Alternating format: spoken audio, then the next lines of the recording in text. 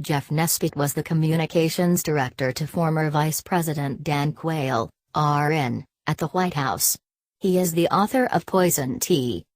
Bookmark this for updates.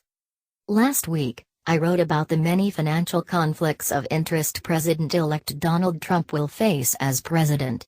People are right to be concerned that he will not abide by the traditional rules that every president in the modern era before him has chosen to honor. Presidents are not subject to congressional oversight of conflicts of interest, and Trump has shown little interest in voluntarily disclosing any potential conflicts related to his global business interests. For clarity, here are 5 big areas of potential conflicts of interest that will almost certainly expand over time. 1. U.S. properties. At the top of this list is the Trump International Hotel, a few blocks from the White House. Once the old post office building, Trump's organization renovated it and turned it into a luxury hotel to compete with others in downtown Washington. The most expensive suite could sell for as much as $20,000 a night. A 5-night stay in that suite by those seeking an audience with the president-elect in the Oval Office would cost $100,000. The Washington Post recently reported considerable interest in booking Trump's Washington hotel as a deliberate way for foreign visitors to show their support for the incoming Trump White House. 2 legal experts, Richard Painter, who was former President George W. Bush's chief ethics counsel, and noted constitutional legal expert Lawrence Tribe, both say that this appears to be an emolument, a gift, that a president isn't allowed to accept. The Constitution doesn't allow presidents to receive expensive gifts from foreign agents. The Emoluments Clause is the only conflict of interest law that applies to the presidency. It is designed to keep foreign interests from essentially buying influence with U.S. government officials, including the president. Trump may tread on this clause literally during the first week of his presidency as foreign agents pay vast sums to stay at his hotel during Inauguration Week. Here's the exact language from the Emoluments Clause in the Constitution: "No person holding any U.S. office of profit or trust shall, without the consent of the Congress, except of any present of any kind whatever, from any king, prince, or foreign state." The central question will be this: if foreign agents spend $5 million, or $500 million, to stay at Trump properties as a way to curry favor with the White House, does this constitute an emolument given to directly benefit the president-elect? The clause's applicability to a president has never really been tested in court.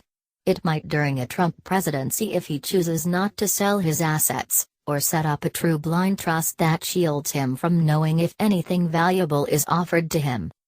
2. Foreign interests. While American voters largely know Trump from his American real estate properties and his stint as a reality network television star, his organization has any number of business deals that are connected either directly with foreign governments or individuals with deep ties to those governments. Any one of those business deals is likely to come under intense scrutiny when administration proposals affect governments involved in those business deals. More than 100 Trump companies have done business in 18 countries. One extraordinary conflict of interest is an effort by 8 mysterious Trump companies established on the eve of Trump's campaign to develop luxury real estate projects in Saudi Arabia, a country that Trump explicitly said he hopes to protect as president. The Trump Organization also has business deals or properties in Scotland, Azerbaijan, and Uruguay. He has marketing deals in Turkey, the Philippines, South Korea and the United Arab Emirates. The Bank of China is a lender to at least one of Trump's properties. Representatives of his organization carry the Trump brand to dozens of other countries on a regular basis, raising the distinct possibility that Trump's business brand will essentially be promoted right alongside the Trump White House and American national interests in many of these places. The Trump Organization, for instance, describes the role of his son, Donald Jr., as business development and acquisitions that range from Eastern Europe to Southeast Asia, the Middle East to South America, and mainland China. It's also clear that Trump may not be shy about mixing and matching official White House duties with those involving foreign business interests. Just last week, Trump met with 3 Indian business partners at Trump Tower to discuss a luxury apartment complex they're developing together near Mumbai, the New York Times reported. For this meeting, at least, there was no apparent effort to separate his business dealings from his work as the president-elect, though a spokeswoman for the Trump Organization described it as nothing more than a courtesy visit rather than a business meeting. Those Indian executives, however, have told Indian newspapers that they had been discussing the possibility of expanding their business deals with the Trump Organization now that he was the president-elect, the Times reported. Regardless of whether any sorts of business partnership expansions were discussed, legal experts say that such meetings alone raise conflict of interest questions for Trump because there is at least the appearance that he could be using the White House to advance his own business interests. Ivanka Trump joined a Trump White House transition team meeting with Japan's leader, Prime Minister Shinzo Abe, last week, which prompted even more questions about how closely aligned Trump's business interests will be with affairs of state. 3. Family matters. Relatives and family members who are currently making important decisions about what a Trump administration will look like will come under intense media scrutiny, especially for those who choose to work in the White House or take on official advisory council posts. Trump's closest advisors have said in recent weeks that they would like to see his son-in-law, Jared Kushner, become a senior White House official, reflecting his clear and obvious role in major decisions the president-elect has made since the election. Kushner, for instance, has been widely credited with the decision to replace Governor Chris Christie as the head of the Trump transition efforts. There is, however, a large, potential conflict of interest looming. After former President John F. Kennedy made his brother, Robert, the Attorney General, Congress passed an anti-nepotism law. That 1967 law is still on the books, and there isn't an easy way around it, even if Kushner chooses not to take a salary as a senior White House official. It bans public officials, especially presidents, from hiring their relatives for jobs in federal agencies and cabinet posts. Trump advisors, however, believe the anti-nepotism law doesn't apply to the White House, a conflict that could be tested early in Trump's presidency if he allows his son-in-law to operate out of the West Wing. This falls right in the bullseye of the statute. I think it's illegal, Norm Eisen, who was President Obama's chief ethics counsel, told Politico. Other legal experts, though, feel Kushner can serve as an unpaid advisor in the White House. Republicans, likewise, don't see any conflicts at all in Trump's family members managing the national government. For goodness sake, JFK put his brother over at the Justice Department. It's not like these things are new and unprecedented, Representative Tom Cole said.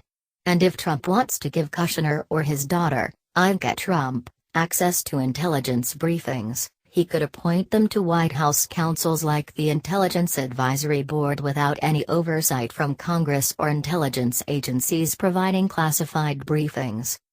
4. Ongoing legal disputes and union fights.